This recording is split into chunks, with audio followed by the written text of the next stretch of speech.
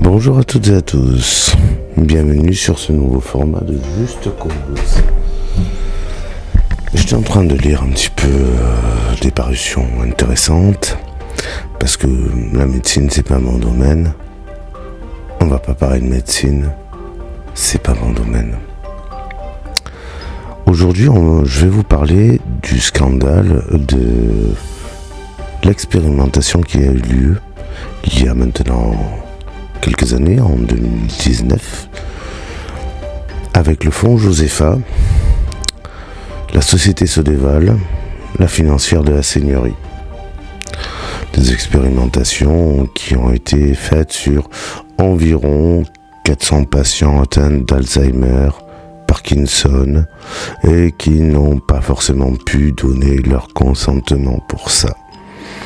On va voir aussi que ces expérimentations ont servi de caution scientifique, si tant est qu'elle fût scientifique, pour vendre des patchs qui sont censés être la panacée ultime et soigner des maladies autrement plus graves qu'un simple mal de tête passager.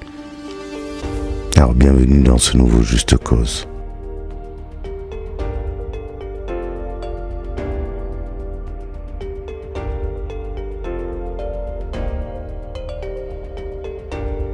Donc en 2019, les responsables du fonds Josefa sont épinglés par les autorités pour des essais illégaux sur des patients. J'avais commencé à traiter ce sujet dans le cadre de la vidéo sur les ravages des lunettes concernant Henri Joyeux et Irène Grosjean. Allez, un petit rappel historique. Donc, notre cher professeur Joyeux avait pris sur lui de faire des essais cliniques complètement illégaux sur plus de 350 patients atteints d'Alzheimer sans le consentement ni des patients ni des familles pour tester des molécules dont on ne connaît même pas les effets ni primaires ni secondaires. Mais si c'était vos parents ou vos grands-parents qui avaient été les victimes de cet homme-là, vous auriez été d'accord pour qu'il serve de cobaye humain à cet homme dans le cadre de son association, le fonds Josefa? Fonds Josefa, qui a été créé par Jean-Bernard Fortillon et Henri Joyeux durant l'année 2015. L'extrait du bilan comptable de leur premier exercice, signé par Jean-Bernard Fortillon, montre l'année de création 2015 et les fonds à disposition de plus de 49 000 €. Vous avez donc ici la source Papers. Et nous pouvons voir tout en bas que Jean-Bernard Fortillon est le bénéficiaire unique de la société Sodéval. J'en profite pour vous dire, petit aparté, que toutes les sources seront mises à disposition sur mon serveur Discord et téléchargeables. Mais revenons à nos moutons. Le fonds Josefa est donc créé en 2015 par Jean-Bernard Fortillon et Henri Joyeux. En septembre 2019, la NSMA vend des essais cliniques illégaux à l'abbaye de Sainte-Croix et donc prononce leur arrêt définitif avec interdiction de tests, de publicité et de vente des patchs. S'ensuit une campagne en octobre pour des dons, pour de l'appel aux dons. Et on va en parler un petit peu. Donc en octobre 2019, Jean-Bernard Fortillon commence sa campagne d'appel aux dons en urgence pour soutenir le fonds Josefa qui de base était doté de 49 000 €, afin de soutenir la production des Imupatch à destination des 402 participants à l'étude. En 2020, la cellule d'investigation de Radio France révèle un courrier par mail de Jean-Bernard Fortillon qui annonce lui-même avoir soldé les comptes du fonds Josefa ainsi que ses fonds propres, jusqu'à preuve du contraire, pour acheter 4 kilos d'or avec les dons destinés à produire les patchs.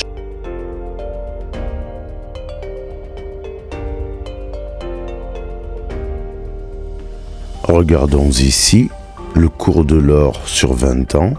Nous nous apercevons qu'en 2020, 2019-2020, le kilo d'or valait plus de 55 000 €, ce qui fait pour Jean-Bernard Fourtillon une plus-value de 220 000 € grâce aux dons. Bon, mais admettons, soyons naïfs, c'est vraiment pour les patchs. Est-ce que vous connaissez la différence entre la comptabilité et la magie? La question à se poser est donc, que sont devenus ces 4 kilos d'or physiques que prétend détenir Jean-Bernard Fourtillon? Où sont-ils passés? C'est la question.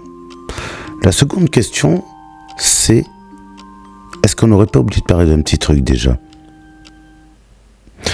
2017, Sodéval, on y va. Voici donc la fiche juridique de la Société d'exploitation de la Valentonine, fondée par le fonds Josepha et la financière de la Seigneurie, ici.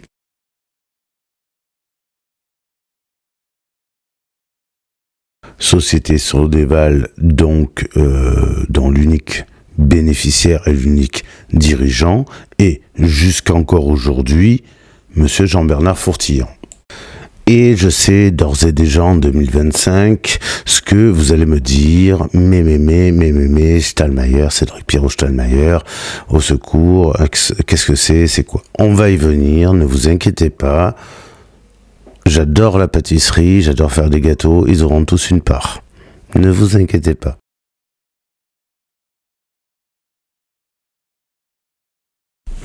Donc faisons un petit point, d'accord? Histoire de bien centrer. On sait plusieurs choses. On sait qu'il existe 2 entités morales, pour l'instant, le fonds Josepha et la Société d'exploitation de la Valentonine, abrégée en Sodéval. Même chose. On sait que Jean-Bernard Fourtillon et Henri Joyeux sont les fondateurs du fonds Josepha. On sait que le fonds Josepha et la financière de la Seigneurie, CF le document, sont les fondateurs de l'entreprise Sodéval. En termes de fonction, le fonds Josepha est donc censément l'association censée financer tout ça, tout le truc, qui va être déroulé dans la suite de la vidéo. Et la société d'exploitation de la Valentonine, elle est censée exploiter la Valentonine, du moins les patchs. Donc, permettre le commerce de ces patchs. Tout ça, déjà, on le sait et on en est là. On va développer le reste petit à petit, ne vous faites aucun souci, on est en toute transparence. Il est à noter que la société Sodéval n'est pas une entreprise classique, c'est une SAS. Vous savez ce que je vous en ai dit des SAS. La rémunération des dirigeants n'est pas faite par le salaire, mais par la perception de dividendes, qui sont donc non imposables. Non imposable, 4 kilos d'or, 220 000 €. Je vous laisse maturer ça, vous inquiétez pas, on processe.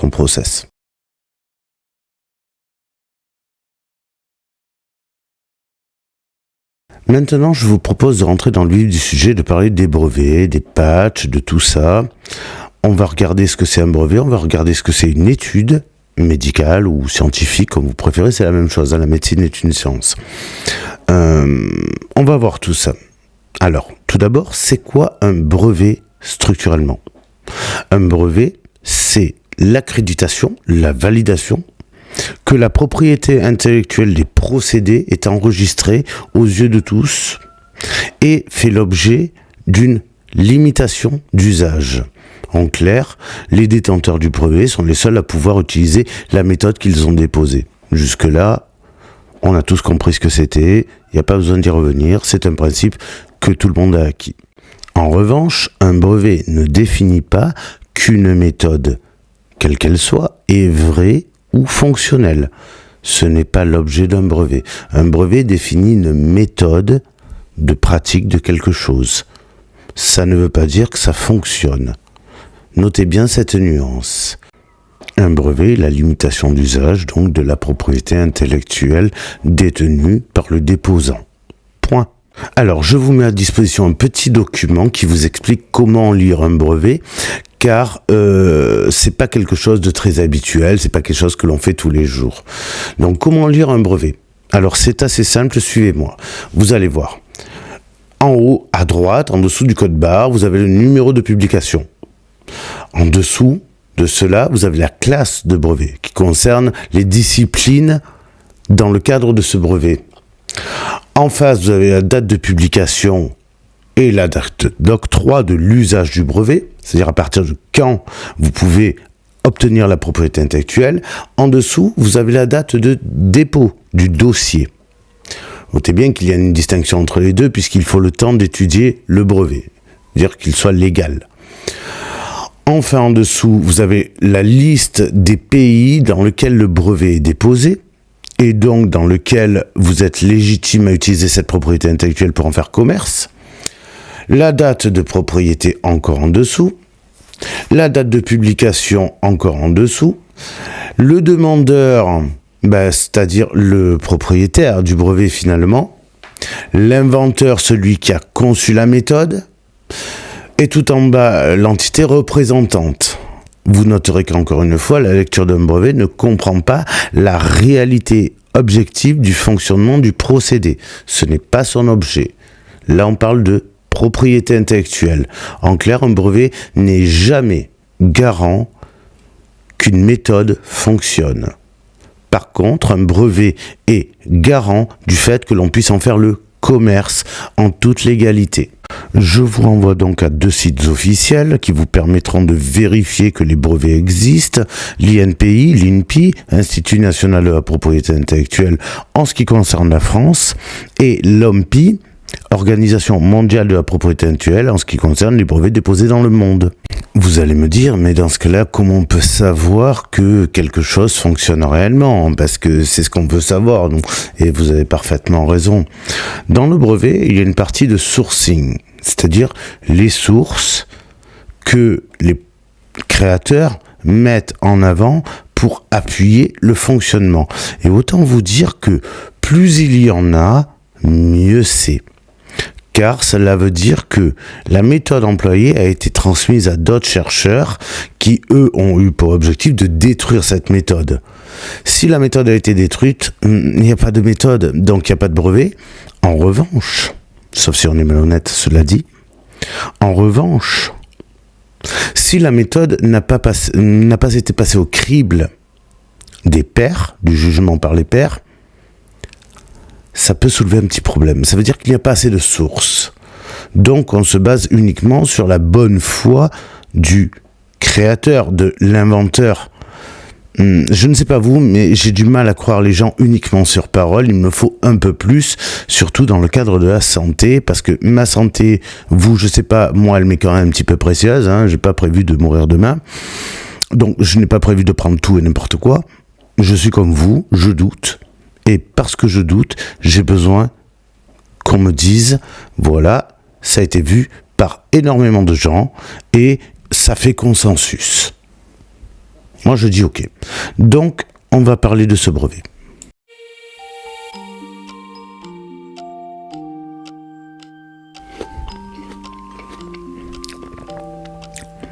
Les pommes sont excellentes pour la santé. J'aime beaucoup les pommes. C'est un fruit simple, ça nourrit bien, sympa. Il n'y a qu'une seule chose qui me dérange, c'est que j'aime pas être pris pour une pomme. Vous, je sais pas, moi j'aime pas être pris pour une pomme. Donc bien évidemment, je me suis procuré le brevet, cela va sans dire. Autant vous dire que vous allez voir par vous-même, puisque maintenant vous savez comment on lit un brevet. Donc le document est là. Bien, donc nous allons lire ensemble ce qu'est le brevet brandi par Cédric Perrault-Stahlmeier. On va voir ce qu'il en dit. Donc ce document, juridiquement, il est impeccable, il est légal, tout va bien, c'est parfait. Fascicule de brevet européen, numéro de nomenclature, date de publication, tout en haut à gauche, du dit brevet, de la délivrance du brevet, c'est en 2019. Par contre, la date de dépôt, c'est 3 ans avant, 2016, 1 an après la fondation du fonds Josepha. C'est-à-dire 1 an à tester des patchs. C'est un peu court. Mais bon, après, moi, je suis pas expert en médecine. Peut-être que ça suffit amplement pour foutre des molécules qu'on vient à peine de découvrir dans le corps des gens. Ça, moi, je suis pas expert. En revanche, dans sa vidéo avec Monsieur David Bouvier, Monsieur Cédric Stahlmayer nous parle de 160 pays. Les comptes sont pas bons, Kevin. Hein. État contractant désigné. Donc on peut voir qu'il n'y a pas 160 pays. Donc ça c'était déjà un mensonge, mais ça le regarde. Les inventeurs, donc c'est Jean-Bernard Fourtillan ainsi que sa femme. Voilà. Et date de publication de la demande 2017. Le titulaire unique, c'est Josefa Menendez, le fonds Josefa Menendez. Alors il y a pas mal de choses à en dire. Notamment que le délai entre la fondation du fonds Josefa et la publication, donc la date de dépôt du dossier du brevet, c'est 1 an. Autant vous dire que les études ont eu quelques mois à peine. Ça fait peu. Mais, encore une fois, je ne suis pas expert, je me questionne. Je n'affirme rien. Je n'accuse personne. Il n'y a pas 160 pays. La délivrance du brevet est à partir de 2019. On a vu ce qui s'était passé en 2019. L'appel aux dons, les 4 kilos, tout ça. Bon. Mais il y a un problème. Elles sont où les sources en fait ? Alors en dessous du brevet, le document est à disposition sur le serveur Discord, le document intégral que vous pourrez télécharger. On voit toute l'étude, oui. Mais qui a vérifié que cette étude était réelle, réaliste, que le fonctionnement était réel ? En fait, s'il n'y a qu'un inventeur, celui qui fait l'analyse, oui, selon moi-même, par moi-même, j'ai raison parce que j'ai raison. Je suis expert, donc j'ai raison sur tout. Je n'ai pas de contradictoire, de toute façon, blablabla. Il y a un problème. Il y a donc déjà un problème sur la multiplicité des sources qui attestent que le procédé de Valentine fonctionne. Ça, c'est la méthode scientifique. Mais c'est pas le seul, parce que les brevets, en fait, pour qu'ils continuent à être utilisés et garder la propriété intellectuelle, c'est-à-dire pour qu'ils existent, il faut renouveler l'enregistrement. Vous le sentez venir ? Allez, voilà le document. Donc, je suis allé sur le site de l'INPI, vous savez comment on fonctionne sur cette chaîne, des preuves, des faits, des preuves, des sources. Je me suis procuré l'extrait qui est publié officiellement. Voilà, donc vous pouvez lire comme moi, Jean-Bernard Fourtillan, tout ça. Système thérapeutique transdermique contenant de la valentonine et son utilisation. Vous avez l'adresse du site en haut, vous pouvez aller vérifier vous-même. Et en descendant dans les menus sur la page, vous apercevrez que tout correspond, hein, Sœur Josefa Menendez, tout ça. En revanche, le brevet n'est plus valide depuis 2022. Le statut français du brevet, et autant dire le statut du brevet, c'est une déchéance de droit. Donc, ils n'ont plus le droit juridique de prétendre qu'il y a un brevet. Quand Cédric Pirot-Stahlmayer vous brandit ce brevet encore en 2025 pour faire de l'appel aux dons, vous vendre des préventes, en arguant que il y a un brevet, non, il n'y a plus de brevet. Heureusement, on a les documents, on a les sources, et en parlant de sources, je me suis procuré une lettre de la main de Jean-Bernard Fourtillan que je vais vous laisser lire. Après tout, pourquoi pas ? Je vais paraphraser son cher ami, cher Camberlin. La vérité, rien que la vérité. Alors laissez-moi vous dire que la vérité, vous qui me faites ça, les brevets, pour pas dire magouiller, vous n'êtes pas capable de l'encaisser. Allez, le document. Donc dans la lettre écrite par Jean-Bernard Fourtillan et Guy Legros, président de l'association Maluval, adressée à M. Emmanuel Macron, on peut lire à un certain endroit c'est éloquent, vous allez voir, que dans le cas de la meilleure solution, ici, alors, il demande donc au directeur général de la NSM, tout ça, d'autoriser notamment la reprise de la synthèse des deux hormones pinéales, la valentonine, le 6-méthoxyharmalan, je ne sais pas ce que c'est, je ne suis pas expert en médecine, par la société française M2I Life Sciences, qui n'aurait jamais dû être interdite par la NSM, donc c'est-à-dire la synthèse de l'hormone, car elle n'intervient pas dans l'essai clinique. Jean-Bernard Fourtillan écrit clairement que les tests cliniques des patchs, les immu-patchs, que vous avez pour certains achetés, ne contenaient pas l'hormone qu'ils sont censés contenir durant les essais cliniques. Alors effectivement, du coup, à quel moment est-ce qu'il n'y a pas une forme peut-être de fraude, de mensonge? Et c'est très éloquent. C'est très éloquent. Jean-Bernard Fourtillan affirme que l'hormone de synthèse n'intervient pas dans l'essai clinique qui a été reproché au fond Josefa Menendez et à Sodéval.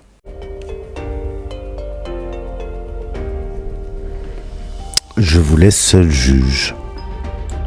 En revanche, on va maintenant parler, et puisque je vous l'avais dit, et puisqu'on en parle et puisque lui-même s'affiche, de monsieur Cédric Pirot-Stahlmeier, qui est, selon lui-même, le directeur de la société Sodéval, le document est là, qu'il l'affirme sur son profil LinkedIn, et que depuis 2022, en plus d'être le directeur de Sodéval, il est au fond Josefa. Alors c'est particulièrement étonnant, car dans les documents juridiques sur les sites officiels, monsieur Cédric Pirot-Stahlmeier n'apparaît nulle part comme dirigeant ou ayant été dirigeant de la société Sodéval. Il l'affirme encore aujourd'hui, ça devrait donc apparaître sur la fiche juridique de Sodéval. C'est pas le cas. La preuve. Encore une fois, Site Papers, je vous ai laissé le lien tout en haut, vous pouvez aller le vérifier par vous-même. La liste des anciens dirigeants, le bénéficiaire, il n'y a que Jean-Bernard Fourtillan, Cédric Stahlmeier n'apparaît pas. Mais admettons, on est humain, on peut avoir droit à l'erreur, bien évidemment, on sait jamais, sur un malentendu ça peut se passer. Donc je suis allé le vérifier sur le site officiel de l'annuaire des entreprises. Vous avez toutes les coordonnées, vous avez tous les noms, vous avez le lien du site histoire d'aller le vérifier par vous-même. Et en descendant un petit peu, surprise, ils ont fermé l'entreprise le 17 février 2025. Donc ils ont exploité un brevet pendant 3 ans qui n'existait pas, qui n'existait plus, qui n'était plus valable. Ils ont perçu des préventes, ils ont perçu de l'argent. Oh mon Dieu, le site, il a été piraté. Mon cul, c'est du poulet. L'entrepôt, il a brûlé. On va en parler juste après, d'ailleurs, de l'entrepôt. Vous allez voir, c'est un régal. Et en fait, là, ils ont clôturé l'entreprise. Alors, autant vous dire, vos remboursements, vous l'avez dans le cul. Voilà. Tout l'argent que vous avez dépensé, c'est pour votre gueule.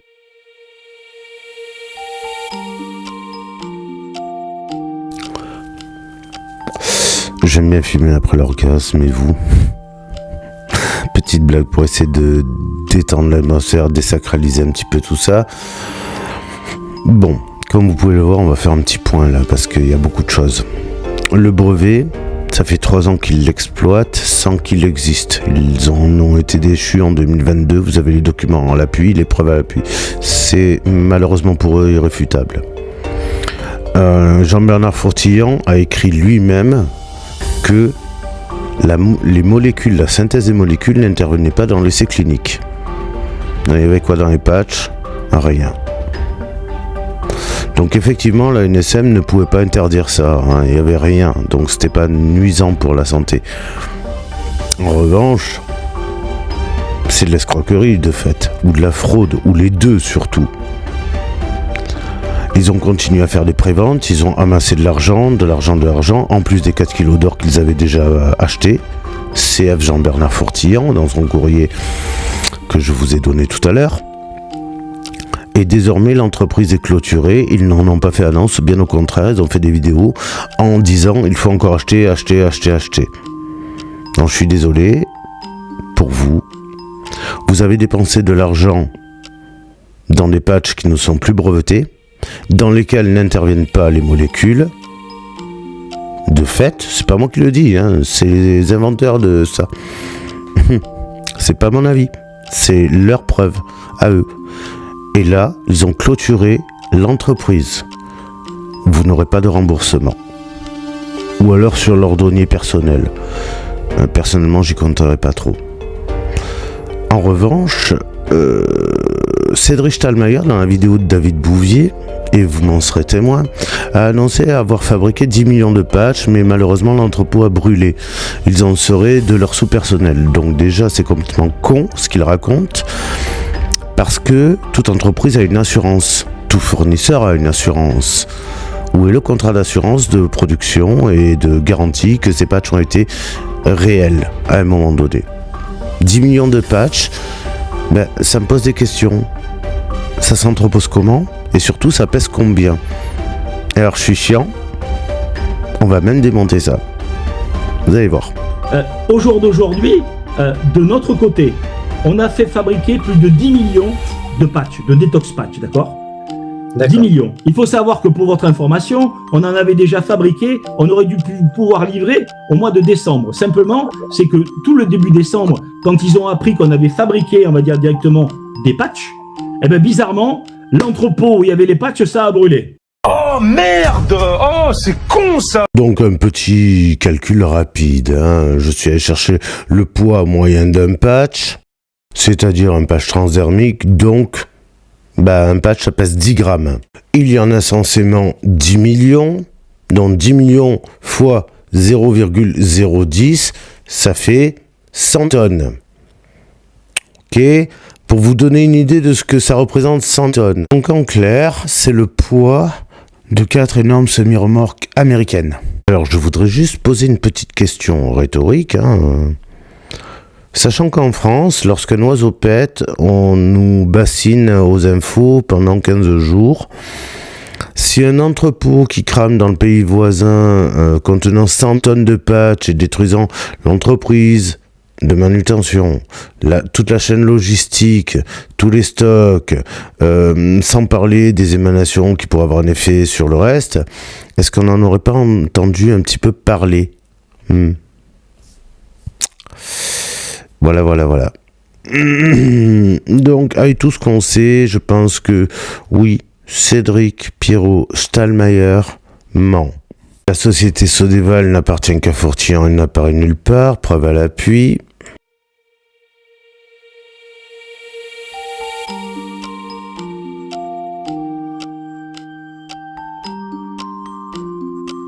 Comme on l'a vu plus tôt dans la vidéo, vous aurez les documents sur le serveur Discord. Encore une fois, vous inquiétez pas, tout est sourcé.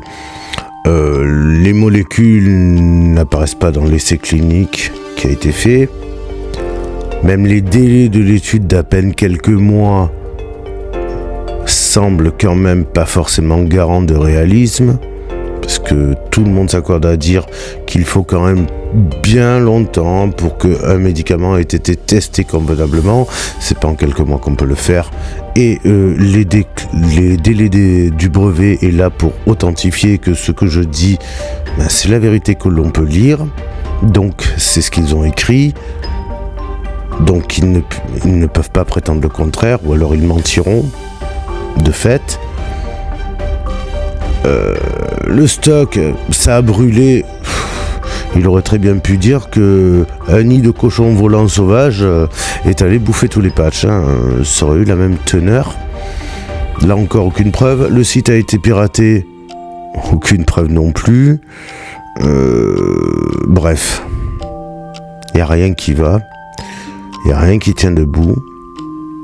Et je sais qu'on n'est pas toujours d'accord, hein. Mais sincèrement, je suis vraiment désolé pour vous que la clique à Fortillan, Camberlin, tout ça, parce que c'est toujours le même groupuscule, plus ou moins, vous l'avez mis aussi profond que ça. Alors, si je peux me permettre, je vais vous donner, pour dorénavant, quelques petites méthodes simples. Ce qui est affirmé sans preuve peut se réfuter sans argument. C'est pourquoi je source toujours mes affirmations. C'est des preuves. Ce qui est une affirmation extraordinaire demande des preuves extraordinaires. Qu'on soit clair. Enfin, dans le cadre des études scientifiques, s'il n'y a qu'une seule source d'études, méfiez-vous, ça veut dire qu'elle n'a pas subi le contradictoire et le jugement par les pairs. Sous-entendu, vous n'avez que la bonne foi de celui qui vous proclame « Oui, ça marche ». C'est tout. C'est tout.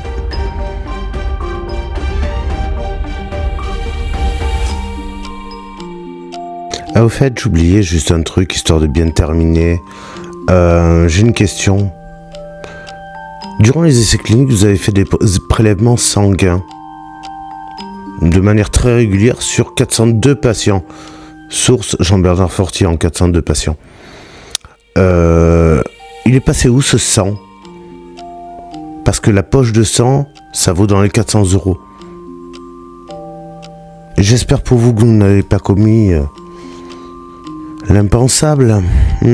Or, c'est amusant de songer que Sodeval a été fondé par le fonds Josefa Menendez et la financière de la seigneurie tenue par un certain monsieur.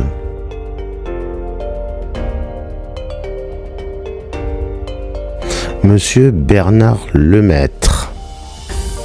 Monsieur Bernard Lemaître, qui est donc le dirigeant principal de la financière de la seigneurie, mais pas que. Monsieur Bernard Lemaître, c'est donc le patron de la financière de la seigneurie qui a fondé, avec Jean-Bernard Fortier, le fonds Josefa, la société Sodeval, sur laquelle se greffe Cédric Pirot-Stallmeyer. Mais c'est également l'entrepreneur de la région dans le sud-est de la société Stedim Biosystems.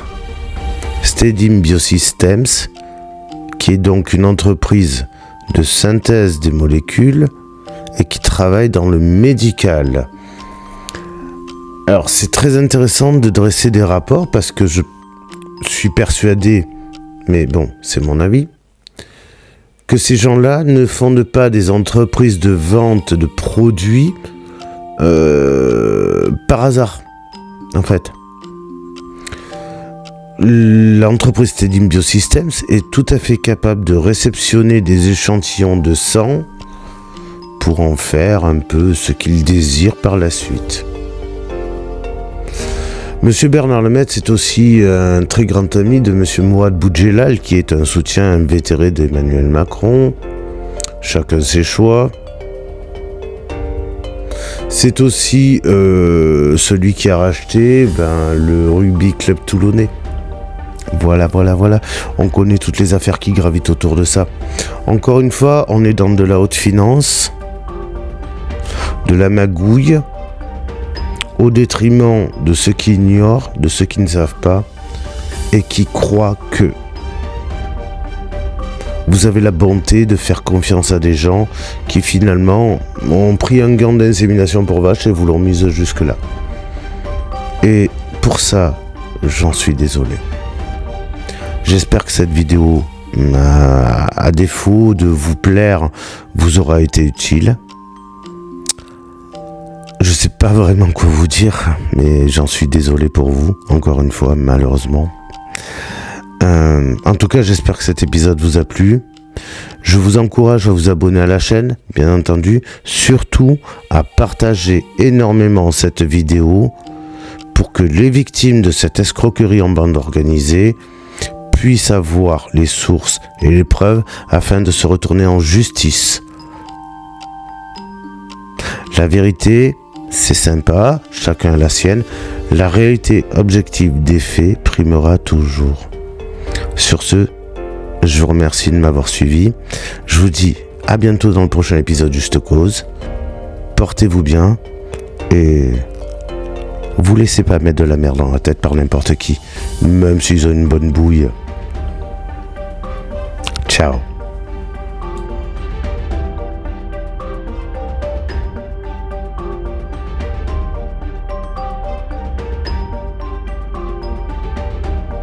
Ici, on n'est pas là pour tirer sur l'ambulance.